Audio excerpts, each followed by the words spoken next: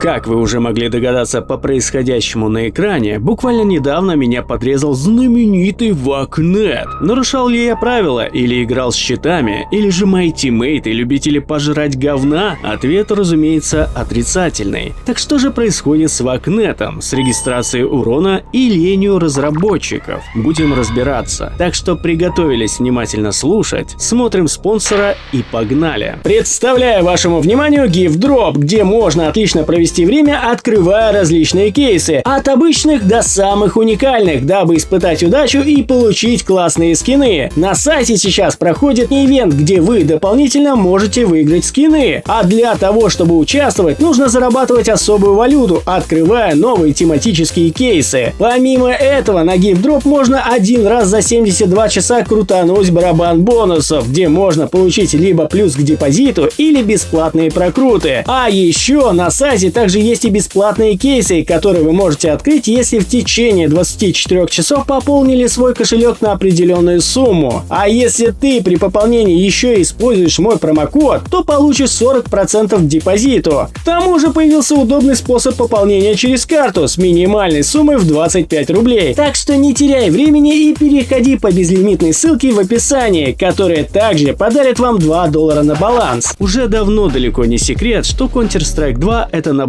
багов, лагов и несправедливых обстоятельств. Однако при таком букете проблем она на удивление большую часть своего времени играется стабильно. Стабильно для тех, кто не попал в круговорот хренового подбора, ужасных серверов и постоянной временной блокировки. Но ко всем этим замечательным прелестям баганутой игры может прикоснуться абсолютно каждый. В момент, когда разработчики ставят странные приоритеты или же отправляются на знаменитый гавайский отрыв, что, собственно, и происходило, по сути, первую половину апреля. И начнем мы, конечно же, с самого легкого – ДМ-сервера и гонка вооружения. Понятное дело, что население фермерских ботов на данных серверах – это уже стабильная история. Но в эти прекрасные дни, по всей видимости, население выросло вдвое, а к ним вдобавок примкнули тестировщики читов, которые, по-видимому, и играть-то толком не умеют, или настолько деградировали, что тупо ходили по всей карте и раздавали фантастические флики, без каких-либо последствий для аккаунта. Следом же у нас замечательные соревновательные сервера, подбор которых настолько преисполнился, что ты, будучи на низком ранге, можешь спокойно встретить топ-400. Но изюминка, конечно же, заключается в регистрации урона, которая решила послать меня куда подальше. И да, я из тех идиотов, которые постоянно пересматривают каждый свой матч, поэтому мне было легко заметить ухудшение ситуации. И самое смешное во всем этом, что это происходит каждый год. Либо один раз, или несколько, в зависимости от того, какие приоритеты, видимо, у разработчиков. Так было в прошлом году и в позапрошлом и так далее. Начинались дикие приколы, и после того, как разработчики очухивались, все постепенно приходило в норму, если это так можно назвать. Отчего складывается ощущение, что за игрой должен постоянно следить хотя бы один разработчик и сдерживать все это говно. И вот мы наконец-таки добрались до замечательного и ультракрутого Вакнета, который решил меня прокинуть. Коротко о том, как работает это недоразумение. Помимо вак-модулей, которые триггерятся на разные ситуации в игре, на официальных серверах также стоят дополнительные плагины, которые обрабатывают вашу игру. И да, они частенько переписываются и обновляются, но со стороны официальных серверов. И их также спокойно можно обойти. Но прикол в том, что перед отпуском на Гавайях разработчики обновили модули и плагины для этой чепухи. И, возможно, делалось это в торопях. Завтра же самолет, а там остров, а там еще и бухло.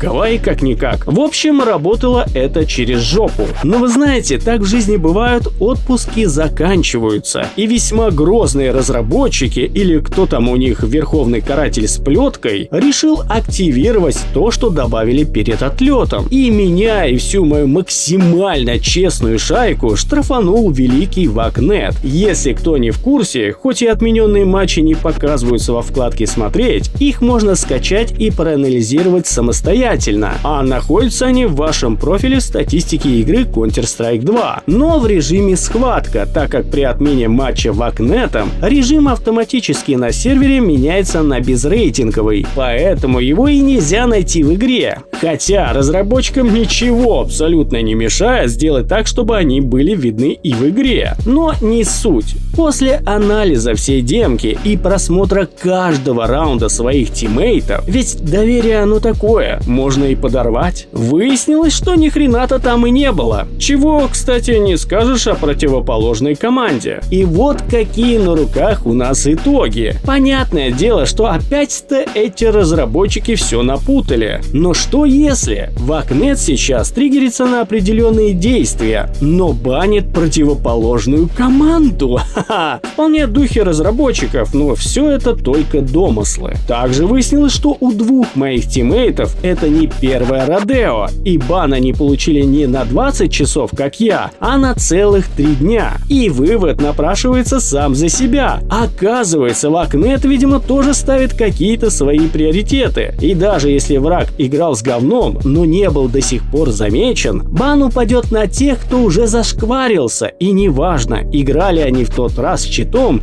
или в этот, вообще все равно. Ну а данный же ролик был снят для того, чтобы вы не искали какие-либо причины. Она всегда будет одна – разработчики. И уже за долгое время игры в Counter-Strike 2 уже давно пора было заметить, что разработчики в один момент ставят перед собой определенные приоритеты, а после приходят и устраивают порку. Также касается читеров, фермеров, а под раздачу, конечно же, вдогонку летят и честные игроки. Потому что, ну, не судьба им с первого раза все сделать как надо. На этом у меня все. Всем огромнейшее спасибо за просмотр. Всем пока и удачи!